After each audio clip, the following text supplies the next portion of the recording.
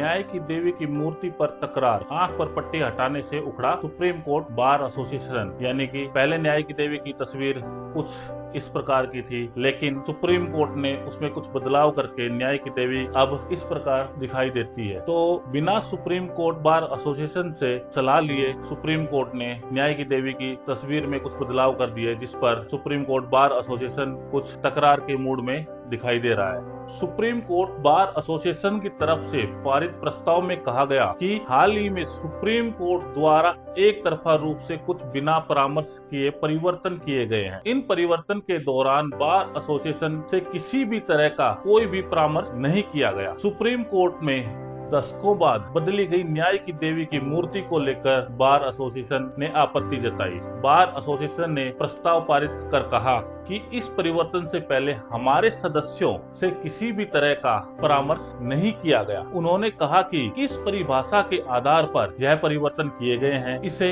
हमें इस विषय में कोई जानकारी नहीं है। कुछ समय पहले ही सुप्रीम कोर्ट में लगी न्याय की देवी की मूर्ति में कुछ परिवर्तन किए गए थे, जिसमें प्रतिमा की आंखों पर बंदी पट्टी को हटा दिया गया और एक हाथ में तलवार की जगह संविधान ने ले ली है। कोर्ट की तरफ से करवाई गई यह परिवर्तन इस बात का प्रतीक है कि भारत में कानून न तो अंधा है और न ही दंडात्मक है। सुप्रीम कोर्ट बार एसोसिएशन की तरफ से पारित प्रस्ताव में कहा गया कि हाल ही में सुप्रीम कोर्ट द्वारा एक तरफा रूप से कुछ बिना परामर्श के परिवर्तन किए गए हैं। इन परिवर्तन के दौरान बार एसोसिएशन से किसी भी तरह का कोई भी परामर्श नहीं किया गया, जबकि हम भी न्याय प्रशासन के समान हितधारक हैं। कोर्ट से हमारा सवाल यह है कि जब यह बदलाव प्रस्तावित थे तो फिर इसके बारे में हमसे चर्चा क्यों नहीं की गई। न्याय की देवी की पुरानी प्रतिमा में तराजू संतुलन और निष्पक्षता का प्रतिनिधित्व करता था, जबकि तलवार कानून की शक्ति का प्रतिनिधित्व करती थी। हालांकि नई प्रतिमा को भारत की औपनिवेशिक विरासत को पीछे छोड़ने के रूप में देखा जा रहा है। सुप्रीम कोर्ट की तरफ से किया गया यह बदलाव इस बात को प्रदर्शित करता है कि भारत का कानून अंधा नहीं है। न्याय की देवी की प्रतिमा को सुप्रीम कोर्ट में न्यायाधीशों की लाइब्रेरी में रखा गया है। सुप्रीम कोर्ट बार एसोसिएशन ने